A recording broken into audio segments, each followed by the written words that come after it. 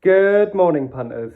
Connor 500, professional gambler, on Saturday morning, the Grand National at Aintree Festival. Thanks a lot for being here, for coming along. Whether you're a once a year or you're here day in, day out, I do appreciate you, I really do. It's a lovely day out there. I hope you all have a lovely day. I hope you all have a lovely, lovely day.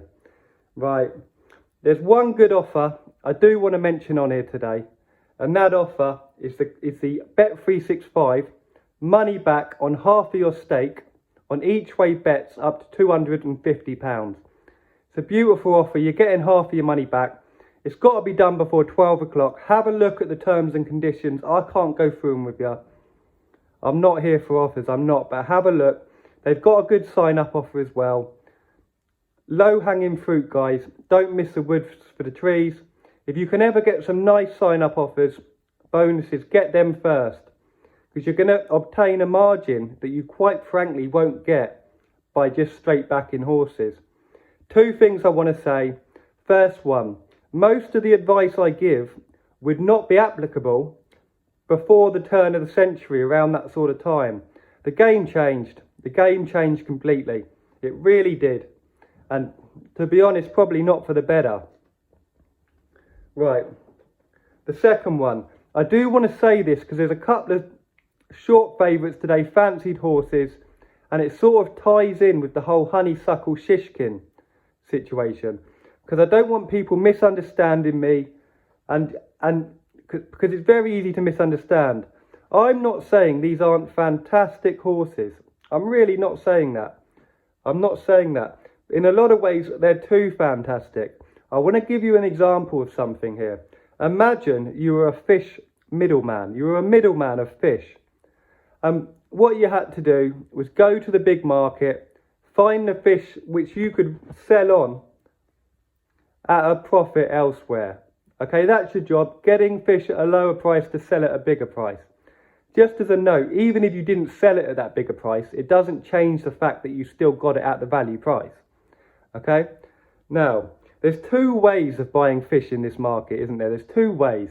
You can either go like a person who just wants his dinner. You can think, I want to buy the best fish. I don't care if I'm going to pay £2 extra for this fish because I want to have a lovely dinner. The fish salesman can't do that because he needs to get his gap.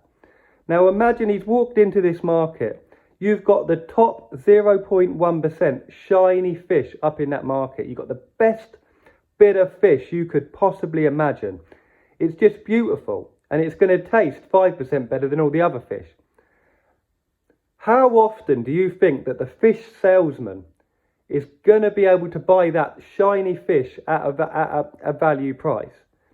Not going to be able to. Everyone's seen it. All the casual fish eaters are going to be buying it anyway. There's no reason for anyone in that market to sell such high level of fish. Do you know what I mean? There's two ways of buying fish, guys. You either buy the very, very best fish you can at any price, or you buy the fish which is still great, and even better in fact, because you can sell it at... Do you know what I mean? I probably haven't explained that amazingly, but it is what it is. Guys, I did wear this shirt 2 days ago, okay? However, when your work day consists of just 5 minutes, I think the etiquette for clothes changes slightly. I think you can re-wear it. I want to say this before I do the bets. Are these the way that a professional gambler would place the bets? No, because you wouldn't get the turnover. You quite simply wouldn't get the turnover. These are fantastic bets, and don't get me wrong, professional gamblers would place these all day long. They'll have a lovely Lucky15 on it. But you can't just do that and leave it at that. No matter how good your bets are, if you're only placing 500 a day, for example, you're not going to get the turnover to make a living. Which is why in any situations, even if I made, say, 4k and I staked 300 on that day, I'm not too happy in a lot of ways because I know I didn't achieve the turnover. I'll give you another example. In 2021, to be fair, I had a half decent year on very low turnover. I had very low turnover, but I had a half decent year. I made enough to cover myself. But that didn't take away the danger of knowing that I'm not getting enough turnover, and in the long run I'm not going to make enough.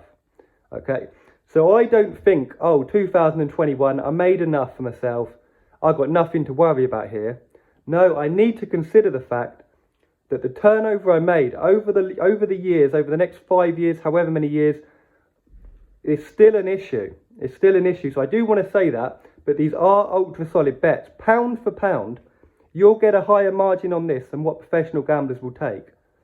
Professional gamblers, on average, they're not going to be making 20% margin or anything like that, because all of these 20% margin bets, you can't get enough turnover on.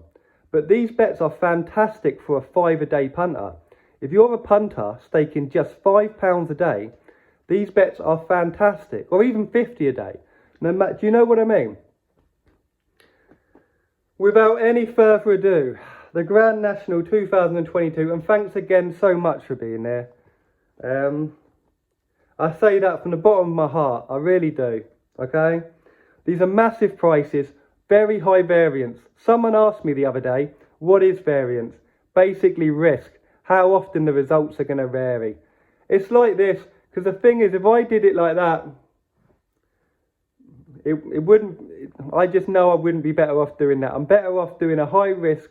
I want you to know, yes, it's going to be extremely risky, but I promise you we got a nice margin here. I wouldn't do it, and I wouldn't offer the £5 if we didn't, all right? Pounding Poet in the 145 Aintree. I'm taking SP on everything. Sky bet a 7 each way. Sky bet a 7 each way. All the rest of the firms are 5 each way. The only reason Sky bet a 7 each way is because there's so many losing punters out there that are never going to win. In my early days, I used to try and convince all the punters how to win. But after the years goes on, you realise you're wasting hours of time, because you'll come up against the taxi driver that is so sure that he wins on that fob tee, or the older gentleman in the shop that furiously points at the form and gets angry every time it goes. You realise as life goes on that some people are just never, ever, ever going to know. Grumpy Charlie, okay, I've got this as the best race of the day. But bear in mind, guys, I don't take extra places into account in my head. Remember that, okay? Grumpy Charlie in the 415. We've got Mount Ida in the big one. 515 Aintree. It's a 1 star. If it wasn't the National, I wouldn't even have a bet in it. It's not bad value, to be fair. You're okay. It's very marginal. You're all right. 515 Aintree. You've got Mount Ida in the big one. Kobra is the last one in Wolves in the 22 to 1. I've got the price on that, sorry, in the 6 o'clock at Wolves. 2 additional 25 each way singles. 515 Aintree. Topville Ben 50 to 1. And Romain De Senam 125 to 1. That concludes the bets for the day. Hope you have the loveliest of lovely day. I'm going to go out, grab some lunch. I'm going to have a couple of small Lucky 15s. I'm going to have a couple of bets on the Grand National to follow the channel. I'm not going big today. I'm not. And really, that's why I'm here on the YouTube. If I was as big as I was a couple of years ago, I would not be doing this YouTube. That is a fact. It is a fact. Guys, thank you all so much. I've no doubt forgot 100 things. But yeah, thanks for coming along. And I appreciate my day in, day out grinders, because this has been a rough old ride lately. And you just don't know when it's going to change. God bless you all. Have the loveliest of day. Take care of yourself, yeah? I'll see you later.